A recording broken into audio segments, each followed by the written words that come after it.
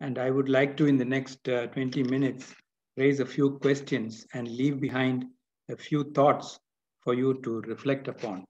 Madam Chair, as you said, my talk is not only about the fish, it is about the oceans. Permit me, Madam Chair, to begin this lecture with a very personal experience, which has had a profound influence in my life and has bearing on what I will be speaking about in this lecture. It is also very pertinent to this occasion because it serendipitously deals tangentially with Canada and with the Department of Aquatic Biology and Fisheries.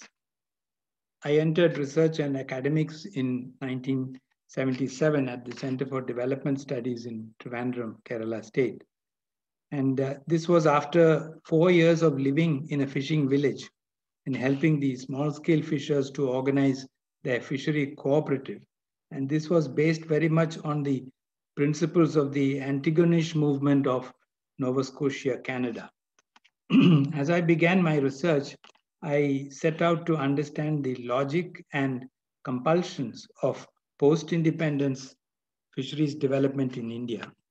And I came across a report of the Task Force on Fisheries of the National Planning Committee of 1947, which was set up by our Prime Minister Jawaharlal Nehru.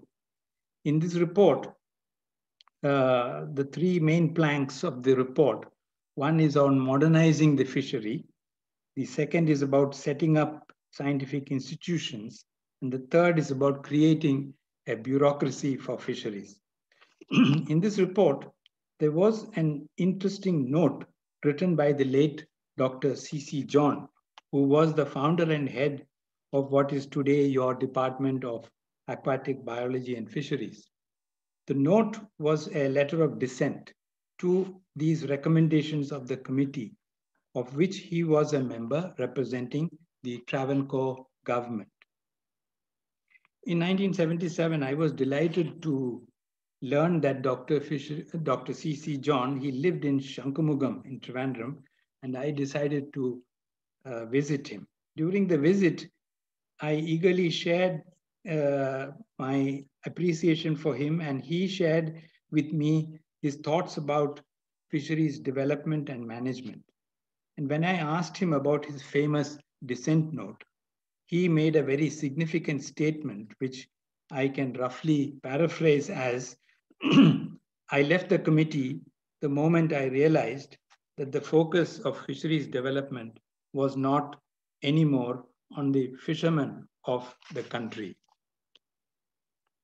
The blue economy paradigm has, for the last decade or so, been dominating the discourse on anything which has to do with ocean ecological space, be it coastal waters, the territorial sea, or the areas beyond national jurisdiction, or even about ocean activity, be it fisheries, mariculture, ocean energy, shipping, coastal tourism, or port development, just to name a few. By adding a color to a realm or activity, academicians and policymakers often feel convinced that they have created a paradigm shift in policies, packages, and perspectives. We have gone through the green and white revolutions in agriculture, the green perspectives in our energy and economic policies, the orange, the pink, and the red political revolutions, and now here comes the blue economy ocean paradigm.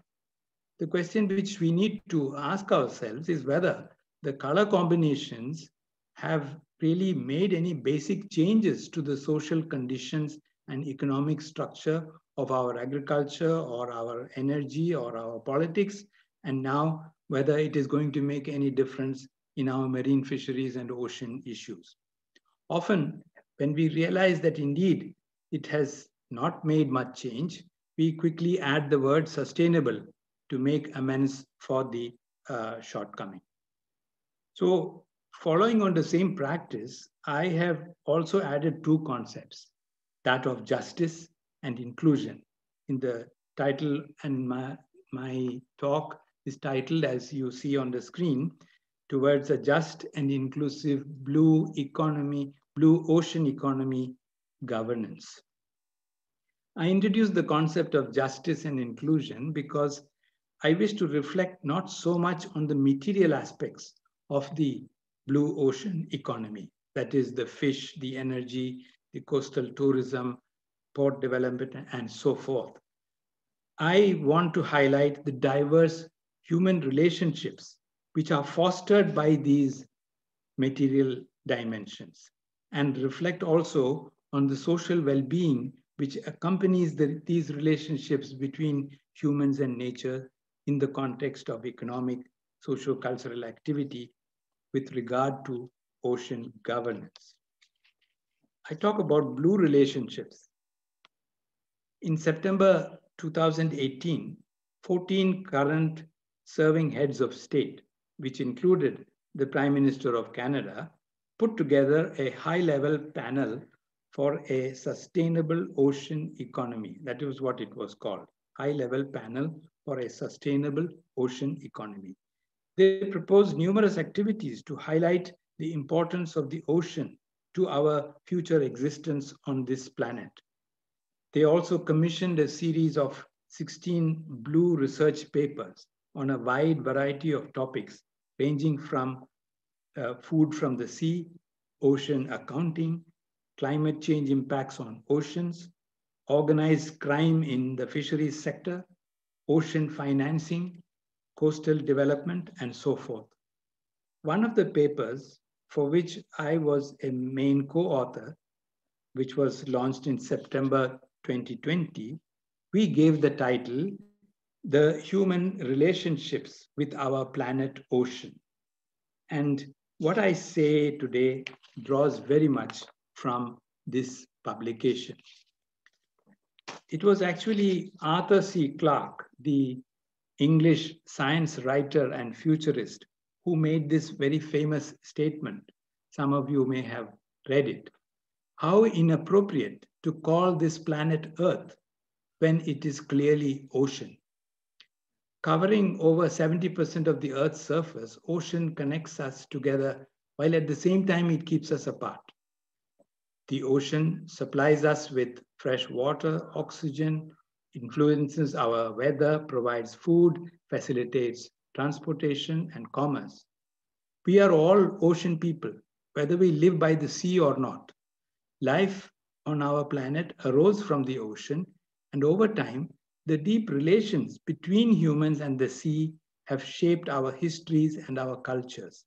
So, to the extent that all landforms on the planet are surrounded by water, we are all islanders also.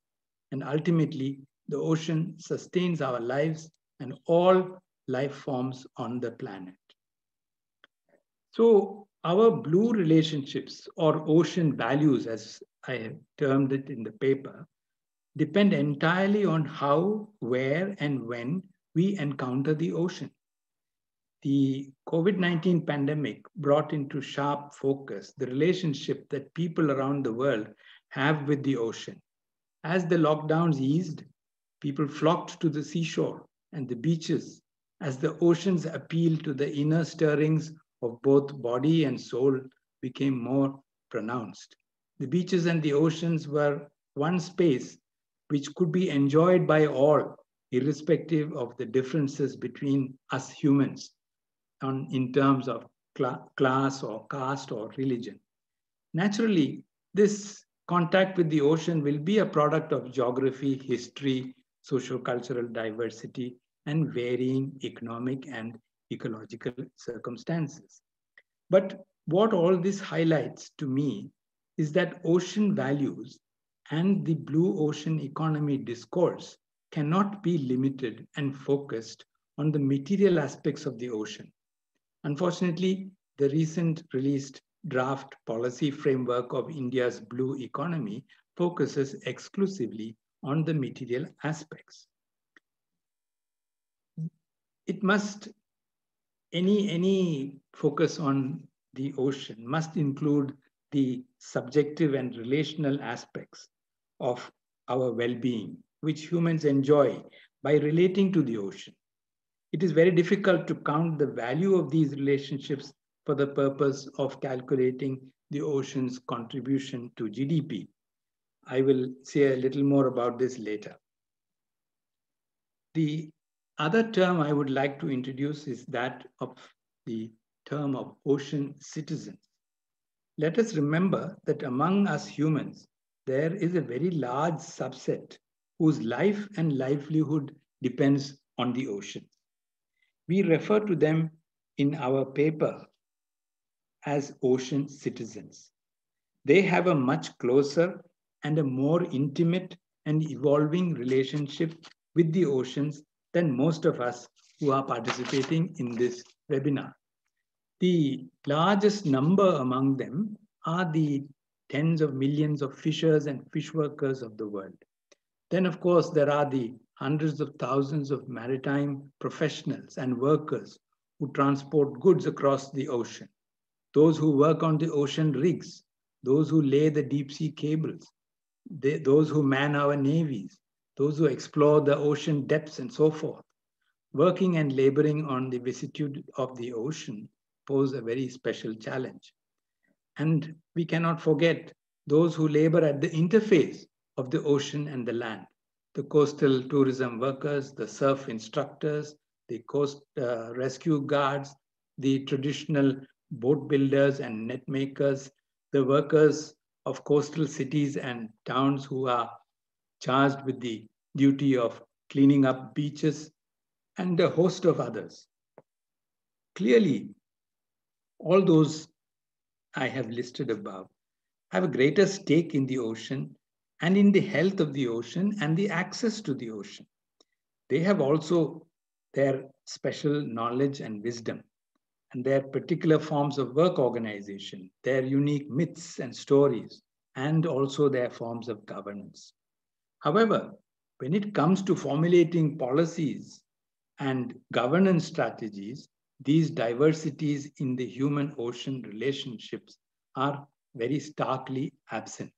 They are not even recognized. Let me go to the state of ocean governance. Ocean governance has slipped from the hands of many into the hands of few. It is today ruled by the economically and politically powerful and well-resourced. As a result, smaller number of stakeholders, the smaller stakeholders are sidelined in political processes and market structures, which they importantly need to nourish and support themselves. This inequality increases and endangers ecological sustainability, also inclusive economic development and long-term political stability and social stability. Current ocean governance and management structures perpetuate overexploitation and injustice. When it comes to marine fisheries, it is just 5 countries which dominate 86% of fishing in the high seas. Corporations are becoming more powerful than countries, with 13 seafood companies controlling around 15% of the global catch, and things like this. Unfairly, it is the 47 million small-scale family fishers around the world who are suffering from ocean pollution and ocean degradation, which Dr. Vivekanand spoke so eloquently about. But while they suffer from this, they are the least responsible for creating it. Declining access to oceans and coastal areas due to privatization is detrimental to fishers and others who gain their livelihoods and sense of cultural identity from the seas. Unscientific coastal structures are leading to untold erosion, which threatens the life and livelihood of our coastal fishing populations. This fact has become so forcefully evident in Kerala state, and yet, even in this informed society, we bury our heads in what is left of the sand and refuse to acknowledge this reality. We cannot forget that eroded beaches have impacts on people who visit the coast for relaxation, not only the foreign tourists, but local citizens, especially those from lower income households who may not have otherwise be able to access nature in any other form. The discussions about the future of the ocean are too often dominated by the blue economy perspectives that focus only on the material goods and services that the ocean can provide. The focus and the approach that is taken in the blue economy discussions around the world is a very predatory one. We ask the question, what more can we take or get from the ocean? And the slide illustrates a few of these things that we are trying to get and take from the ocean. Then there is the narrative of the green environmentalists. Their dominant question that they pose is, what have people done to the ocean? And they point to the negative impact that human pressures such as overfishing and pollution have on the ocean health. The solutions they advocate are often to ban all human interactions with the ocean by creating no-go marine protected areas and no fishing zones all over the ocean space. Both these perspectives are important. I do not deny that. But neither accounts for the fundamental role that oceans played in shaping our societies and the diverse relational and subjective relationships which exist between people and oceans. Only by recognizing these relational and subjective relationships with the ocean, and while keeping the issue of equity and livelihoods of the current and future generations, can we move forward. We need to raise a new question. What does the ocean give or gift to us as central to our concerns to ensure justice and inclusion? Equity is indispensable if you want to achieve sustainable ocean economy. However, ocean governance continues to be equity blind and poorly implemented. The increasing impact of climate change will only exacerbate hardships on already vulnerable nations and poor fishers living on already eroded and degraded coasts. We urgently need justice to be considered in all sectors, at all political levels, and ensure that policies to increase equity are urgently implemented. We must reclaim the idea of the blue ocean economy by greater inclusion of new narratives that motivate and inform political action. Narratives which celebrate the rich diversity of human, social, cultural, cognitive, and emotional relationships with the ocean can help to broaden the political consensus around a sustainable ocean economy. Some of you may have read the famous speech of Ambassador Arvid Padro at the second UNCLOS conference in 1967. He called the ocean as the common heritage of mankind. And in today's gender neutral way, we would say the common heritage of humankind. If we accept this, then ocean governance is humanity's collective responsibility. And this can be achieved only by ensuring that all ocean citizens whose lives and livelihoods depend on the ocean and civil society representatives have a seat at the table.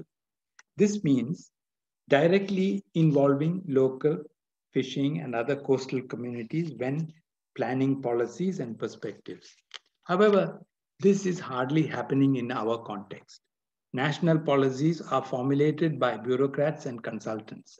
They take 2 and 3 years for the job, but those whose lives depend on these policies are then given 10 days to give feedback in writing, in Hindi or in English. A just and inclusive ocean economy must ensure that the potential gains in the wealth from the development of new ocean industries are distributed to address social problems seen in our more unequal societies.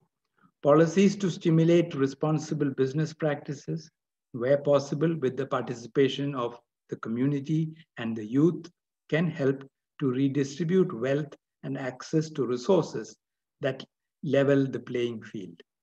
It is these equity activating policies which are at the base of inclusive access to knowledge, decision, resources, and markets.